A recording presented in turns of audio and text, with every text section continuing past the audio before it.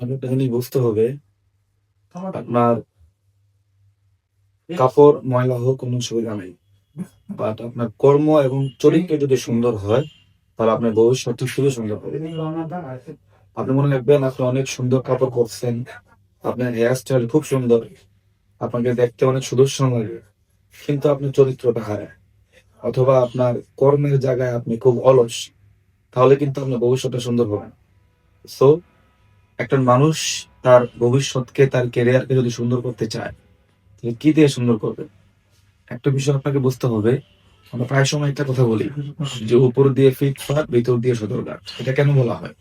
তার মানে বলা হয় এই জন্য আপনি বাইরে যত সুন্দর আপনাকে দেখাক না কেন, যদি ভিতরের কোয়ালিটি না থাকে, ভিতরের যোগ্যতা না থাকে, যদি আপনি পরিশ্রম না করেন, কাজ না করেন এবং আপনার চরিত্র যদি ভালো না হয়, ফাইনালি দিন শেষে আপনার ভবিষ্যৎটা কখনো সুন্দর হবে না।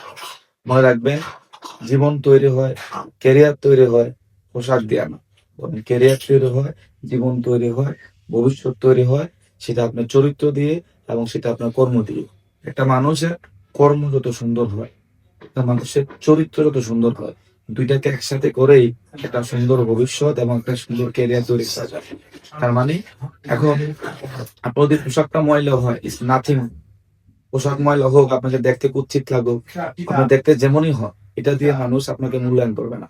দিন শেষে আপনাকে মূল্যায়ন করবে আপনার কর্ম দিয়ে, আপনাকে মূল্যায়ন করবে আপনার চরিত্র দিয়ে। পৃথিবীতে অসংখ্য সফল মানুষ আছে, দেখতে সুন্দর না, যেমন বারাক ওবামাকে দেখেন, অনেক দেশের আপনি নেইমারকে দেখেন, ওদের দেখতে কিন্তু খুব সুন্দর না, বাট ওদের কর্ম ভালো, এই জন্য সারা পৃথিবীতে ওরা ফেমাস। তোমার যদি আপনি নিজেকে ফেমাস করতে চান, যে আমরা নিজেকে ফেমাস করতে চাই, ভবিষ্যৎকে সুন্দর করতে চাই, আমাদের ক্যারিয়ারটাকে পপুলার করতে চাই, তাহলে সবচেয়ে বেশি ফোকাস করা উচিত পোশাকের উপরে না। আপনি কোন ব্র্যান্ডের পোশাক পরছেন, এতে আপনার জীবনটা ব্র্যান্ড হবে না, কিন্তু আপনি নিজেকে একটা ব্র্যান্ড বানাতে পারবেন। আর যখন আপনি নিজেকে ব্র্যান্ড বানিয়ে ফেলবেন, একটা নর্মাল পোশাক পরলেও মানুষ মনে করবে যে পোশাকটাই ব্র্যান্ড হয়ে গেছে। তার মানে আমাদের সত্যিকার অর্থে, আমাদের যদি সত্যিকার অর্থে আমাদের জীবনটাকে, আমাদের ভবিষ্যৎটাকে যদি আমরা সত্যি সফল করতে চাই, সুন্দর করতে চাই, পোশাকের প্রতি ফোকাস না করে আমরা কাজের প্রতি এবং আমাদের চরিত্রের প্রতি ফোকাস করা উচিত। মনে রাখবেন, moneyless is something less, characterless is everything less. তার মানে একটা মানুষের সবচেয়ে বড় বিউটি হচ্ছে ক্যারেক্টার, আর দ্বিতীয় একটা মানুষের সবচেয়ে বড় বিউটি হচ্ছে তার কাজ।